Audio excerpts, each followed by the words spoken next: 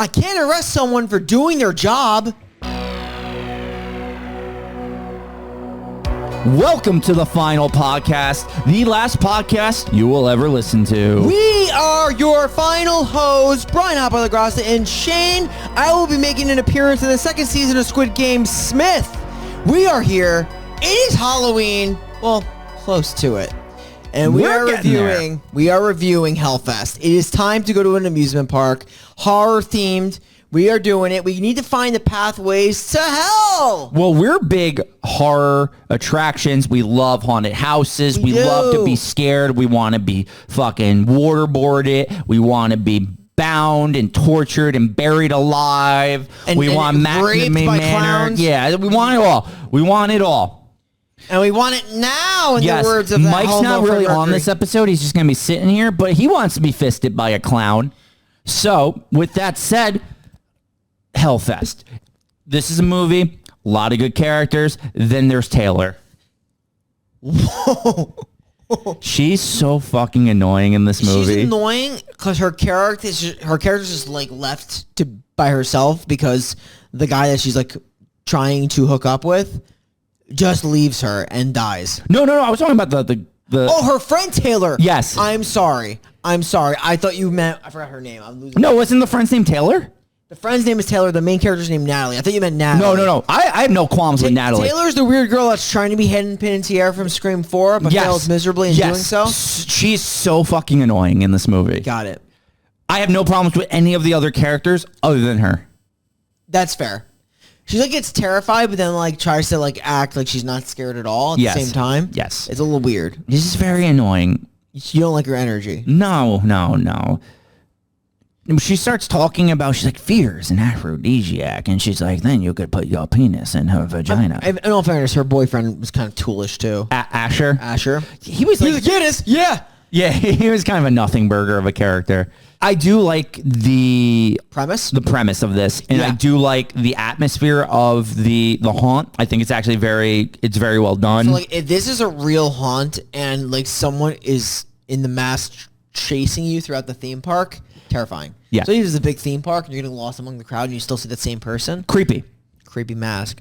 But, I mean, this movie is just ripe with plot holes. Well, it's the fact that we, as you said, I'm not going to take credit for this, the man has teleportation powers. Oh, yeah.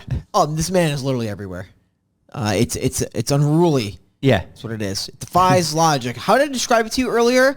I said that the Earth right now does revolve on an axis. Yes. And this man performs time efficiency to such a degree that if he's split off, the Earth would entirely shatter and fall off of its axis. This is all correct. This is a thing I am buying into. I believe it. It's strong to say such words, but the truth of the matter is he performs everything in such precision. Yes. He does things there's no way he could be qualified to do. Nope. He operates pretty much every ride in here. Nope. Every game, every machine. He does maintenance. He does everything. He is the every carny at this park. And he doesn't even work here. And he doesn't even work at the park. Yes.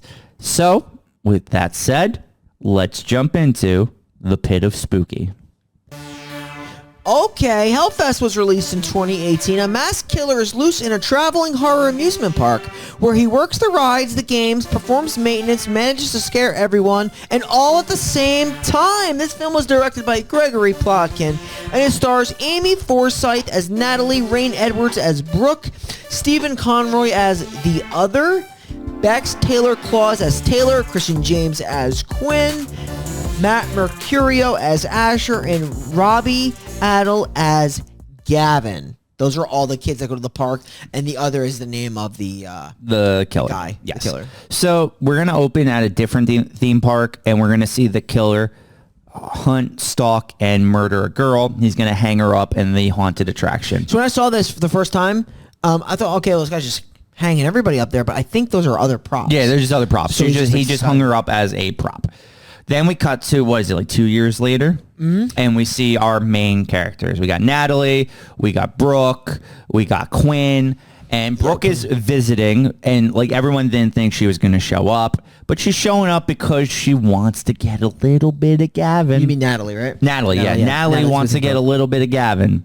Yep. Quinn is hyping it up because Gavin wants a piece, and Natalie has apparently like ditched him on a few times before that, based on her busyness with school or something, or if that could be an excuse. I don't know, but that was the thing that she mentioned. I think it was an actual school thing because she does generally seem interested in Gavin. There's like this overlying sentiment that she has like really big issues with like her health, like anxiety and stuff. Yeah, for some reason with that stuff. But in any case, we have kimonos on. Well, I don't. I mean, me and Mike do. Yeah. I mean, so in any case, we have that on, and we're gonna rock that. There's a mic right there. No, what? There's a mic. Winter is coming. Winter is coming. Okay, I'm so glad I put my mic over there for that. Chinese food. Yes, that is actually coming for you guys. Chinese. That's also just coming in general. So. There's a whole thing where Brooke's like, I think Gavin asked if you would sit on his face. Give me the beat, boys, and free my soul. I want to get lost in your rock and roll and drift away. Yeah.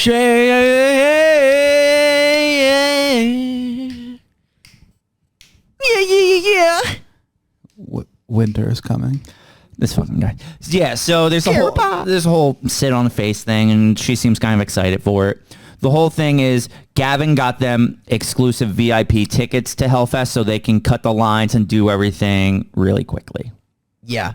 They got the VIP to Hellfest.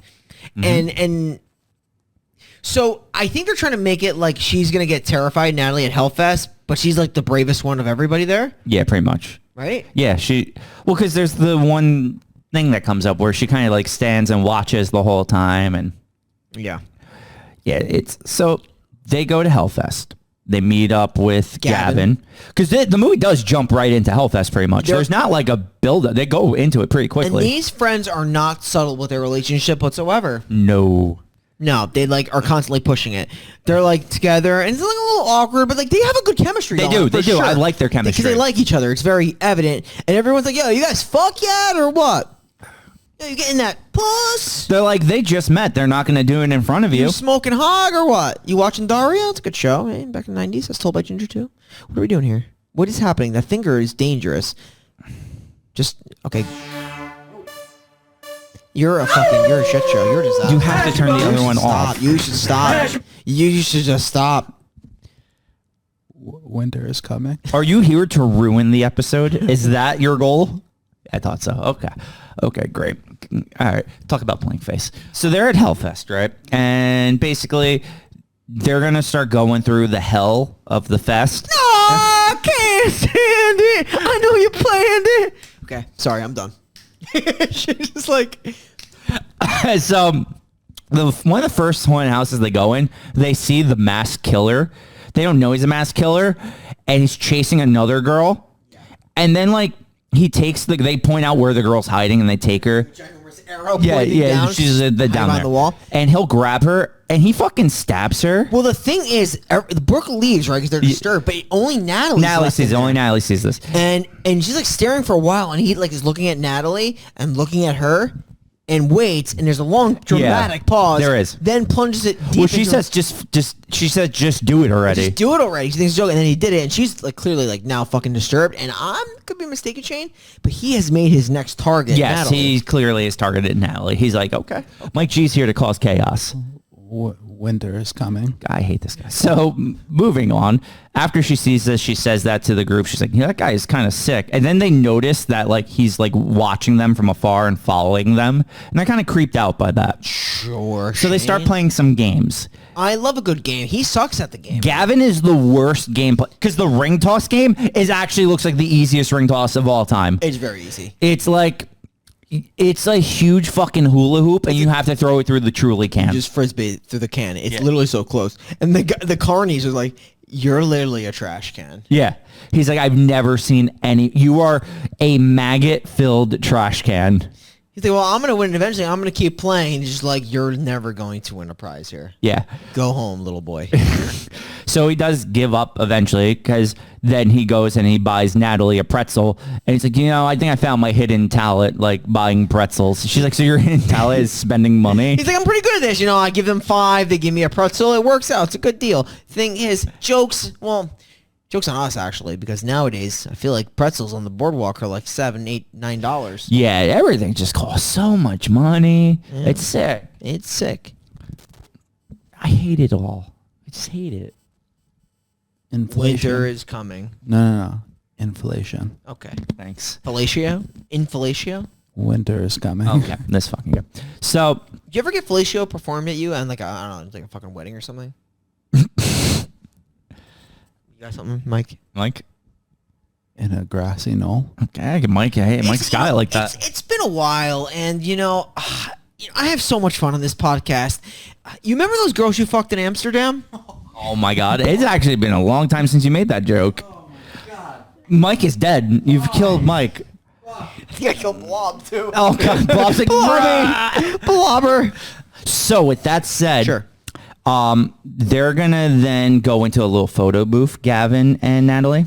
And I feel like you got to make your move in the photo booth. That's what it's meant for. Which he does. He does. They start kissing. She gives him, and she gave him a lob. Yeah. Because she definitely like went in. Yeah. And it was a cute kiss. It was cute. very, very. Sometimes he's got to lob the kiss in. So they kiss, but the problem is Masked Man steals the photos, and Brooke is chasing after him. Yeah. And she plays a tough guy act here, but let's be honest with you, she's lying because the guy made away with the photo. Well, she backs down. She's like, I scared him off. Yeah. And she did not. She got scared off. So then they're going to go to the Deadlands. The Deadlands, where they can touch you. Yes, which is like when we went to the thing, they give you the red necklace so people can touch you. It's that whole thing. And Mike's like, don't make me do this because you guys are going to screw me over. And we're like, we never do that. And the second we saw a clown, we told him to attack Mike G. Yeah, but like Mike like wore like 5 of the red necklaces because he loves being touched. Especially by clowns. No, I wore the necklace because you guys wouldn't not wear it. And I didn't want to fucking walk through that place by myself. Well, yeah, I want to get fucking touched. I honestly, I did back in the day where I wanted to get felt. Yeah.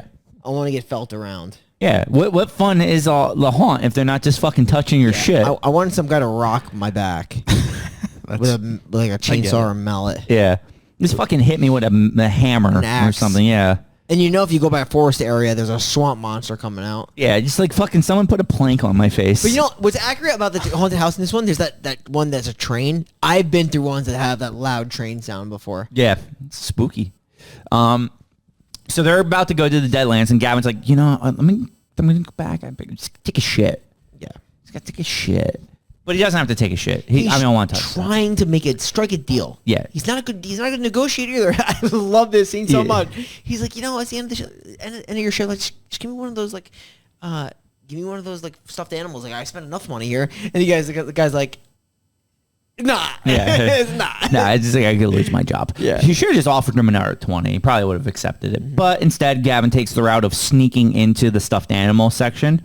And he's going to rob one from a locker. And he does. But the Masked Man is there. And he's with an ice climber mallet. Yeah. Oh my God, he is. Probably longer. Yeah. And he's going to fucking throat him. Well, dude, like, I'm going to be honest. The first shot, he hits him like right. Yeah.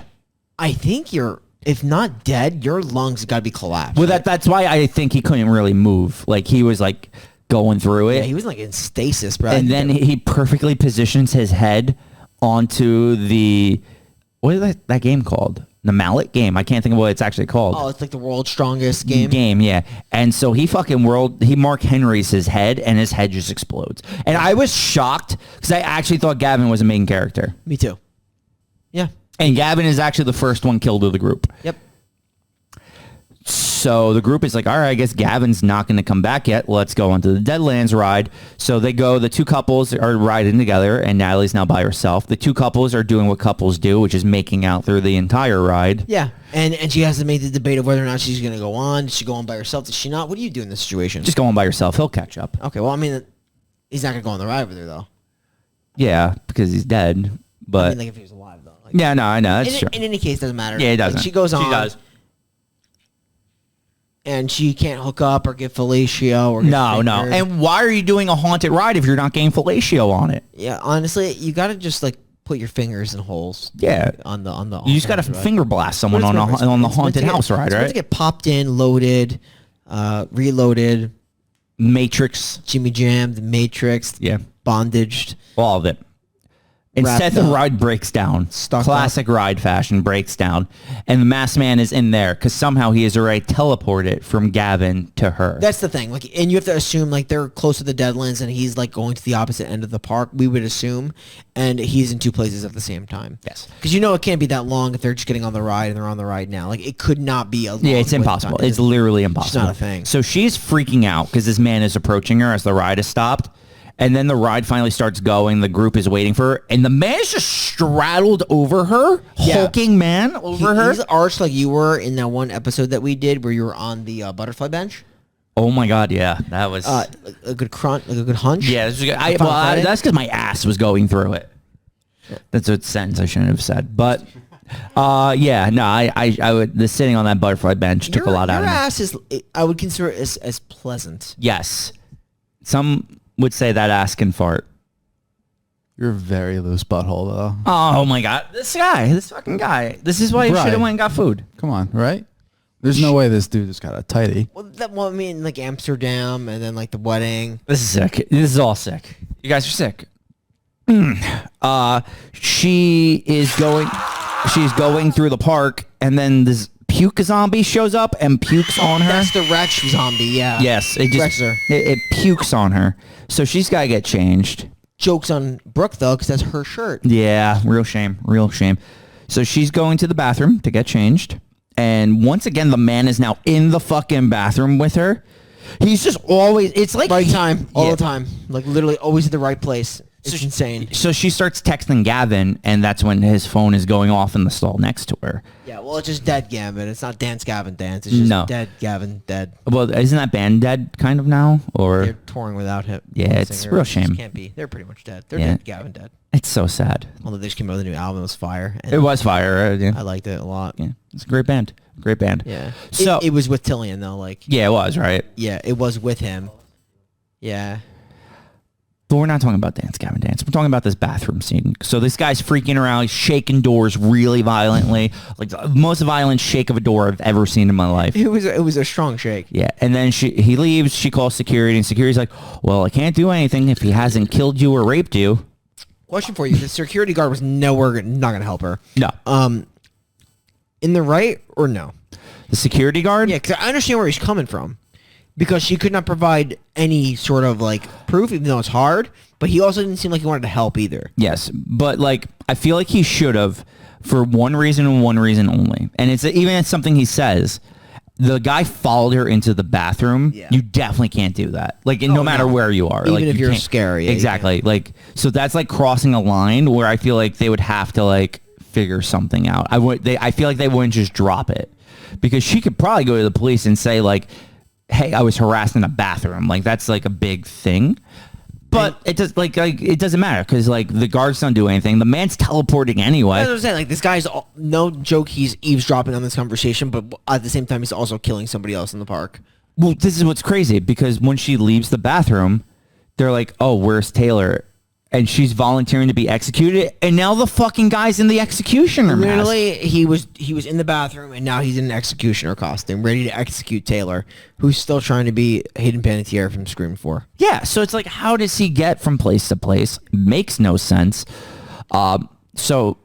She's getting interviewed by Tony Todd, which this wouldn't be a haunted house movie without Tony Todd. And you know something? I also heard his voice used several times. He's throughout the the PA system voice. Got It's like it. Final Destination 3, where he's the PA system Yeah. voice. Yeah, Tony Todd's voice is immaculate. He is the perfect horror movie voice. Did we mention why this guy's able to get away with this? Is because he's got a similar mask to all of the people that. No, were we didn't in mention it. that. So like all. But how did he even know that? Based on the ending, I have no clue. He must just have collected things Yeah. over time, because the Deadlands, there's a group of people that have the same mask as him, so he's able to blend in. Yeah.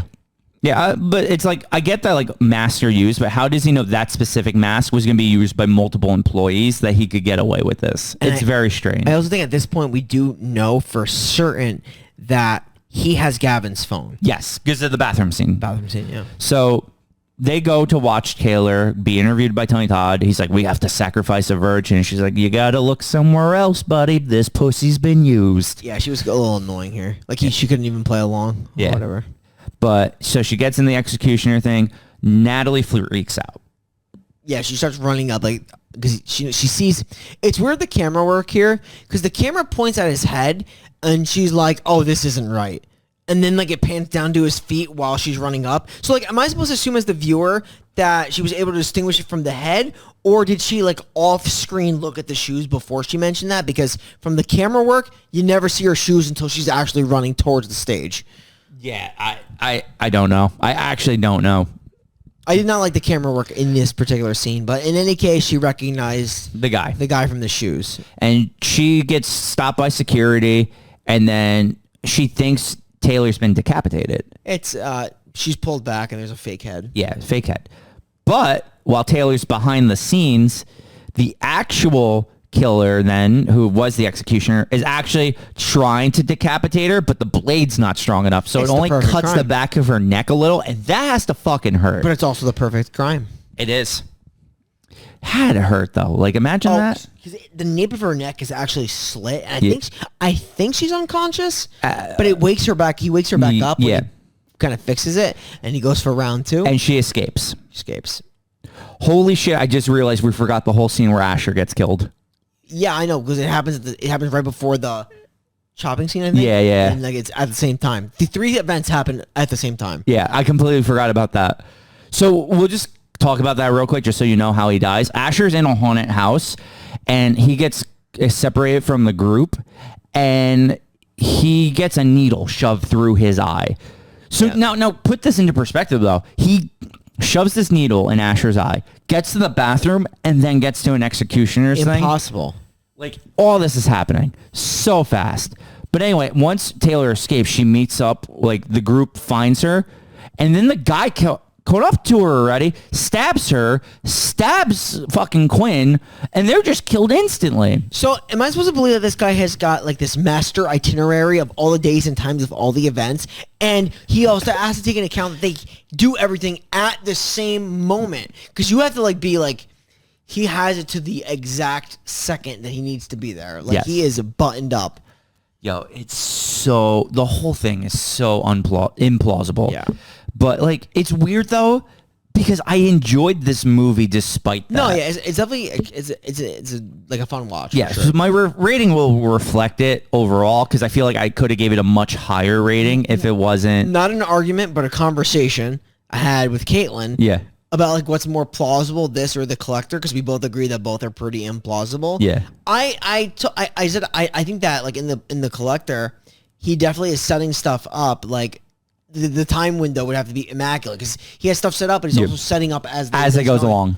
And this one, I just think this guy's teleporting. So like they're both value. They're both. I think The Collector is more plausible because it's one location. At least it's just the house. Whereas this guy's getting from parts of the park. We don't even know how large this park is. I have to assume it's a big park. Yeah. Because they keep talking about the Deadlands like it's on the other side of the park. Like it's far. Like it's fucking Six Flags where it's like a 10, 12, 15-minute walk from side to side. Yeah. Like, so, yeah, I'm going to say Collector's more plausible. I'm also gave The Collector a much higher rating than I'm giving this one. Yeah, I mean, The Collector's a better movie. It is. So, they're all dead. I'm assuming security believes that there's a murderer now. They're going to run into a haunted house, the last 2 survivors, Natalie and Brooke. Mm-hmm. And they're going through the haunted house. The guy knows the haunted house they're in, of course, so he gets in and he knocks off the door handle. So they're locked in. And they realize they could hide in a closet. Always a good move. Yeah. I get...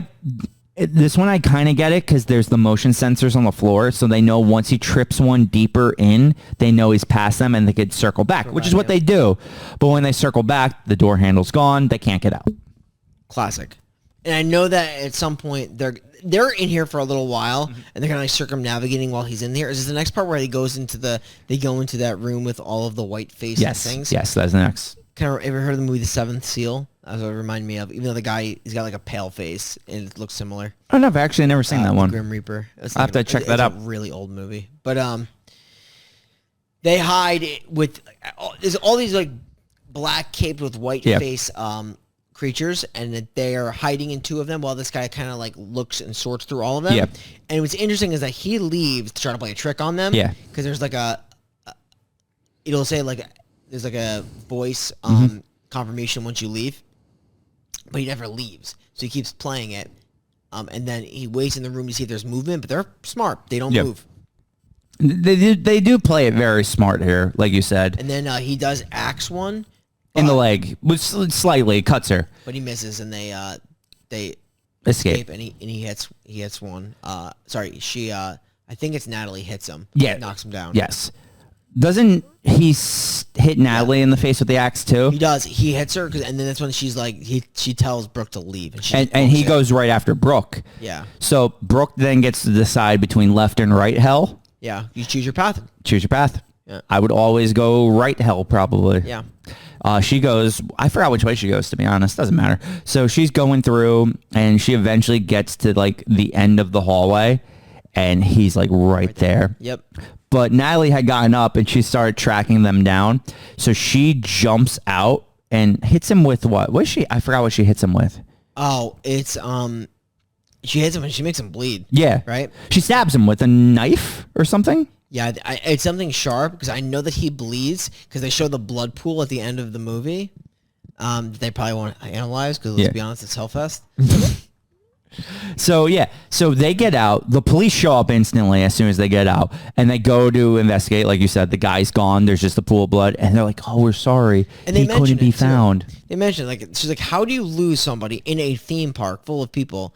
And she's like, "Oh, we lost him, but hopefully we'll find him soon." And now in the most so I like a part of the ending, and I hate a part of the ending. So he gets home. And he puts like the mask and his trophy in his little trophy case. I agree with you. What you're gonna say, I think. And then he sees his daughter and he hugs her and she's like, "Oh, hi!" And he gives her the doll. Part I like that they made him an everyday man with a family. Okay. Part I hate, the man was stabbed. How did he just go straight home? Okay. So yeah, he would be leaking blood. Yes. Yes. So what did you have to say about? Yeah, no, I like the ending. I don't love. I mean, like there's things I like about it, there's things I don't like about it. Obviously, this movie's ripe with plot holes, but this whole element of like, killer movies are making them like humanized. Have you ever seen The Rental? Yes. Like all these movies are humanizing killers. Well, in the sense of like, oh, my free time, I'm a killer, but like I'm really right, dad or something. Yeah, it's fine. Like I like the ending. I just don't know what that does. How that circles back to the rest of the movie. I guess it's just because like during the day this is what he does, and like on his like it was just trying to show that like this could be anyone kind of thing. And he goes into a cupboard of like trophies. Yeah. Does he have her photo already hung up?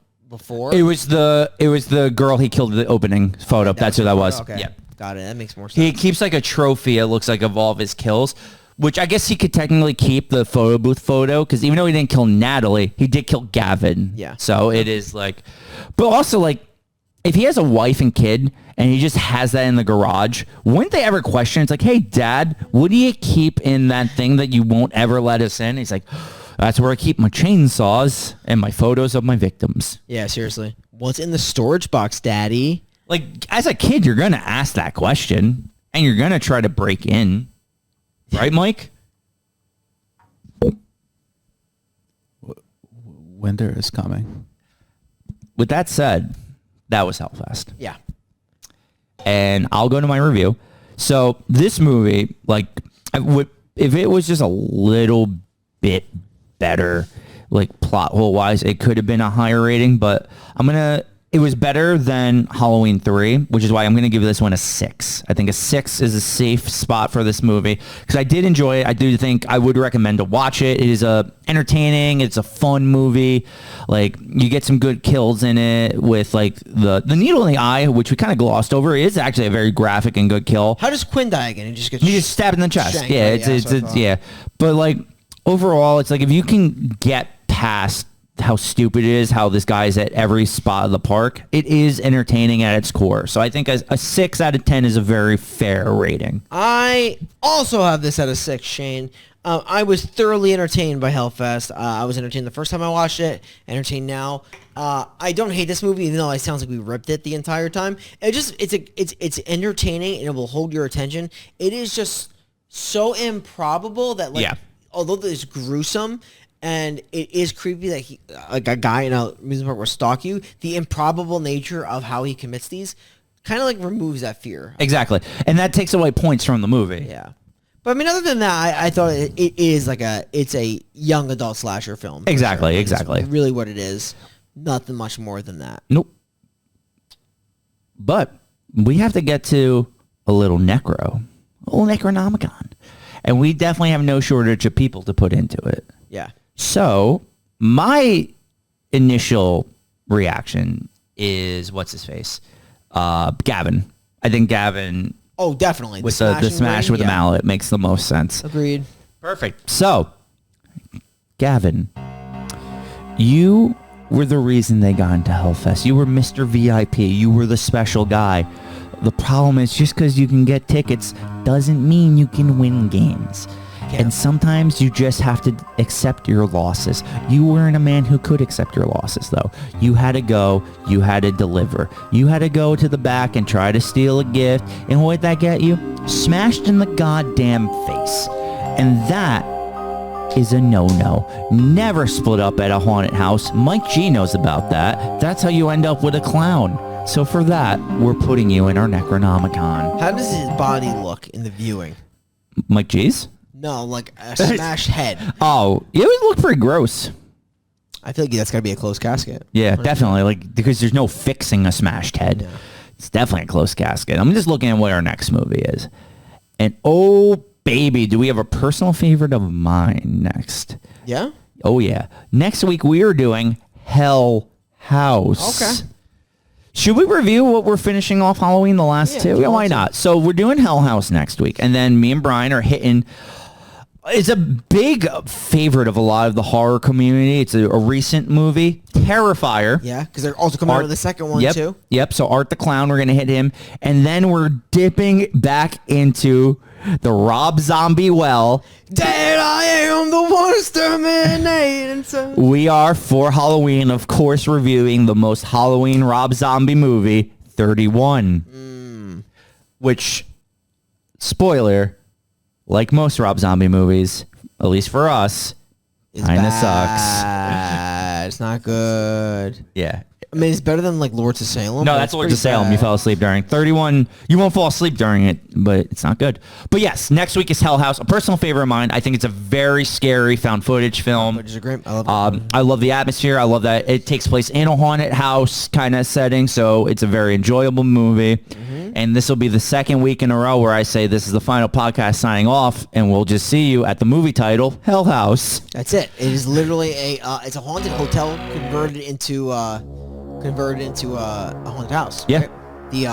The Abaddon. Abaddon, that's it, which I think is another name for hell. Yeah. Please, Connie, check us out on www.thefinalpodcast.com. Weekly content, weekly episodes on Mondays as well as Fridays for our other show. Final Friday, we can find us two, me and Shane, as well as Mike G, sitting here in a kimono. We'll be there every Friday. Check us out on our brand new YouTube channel.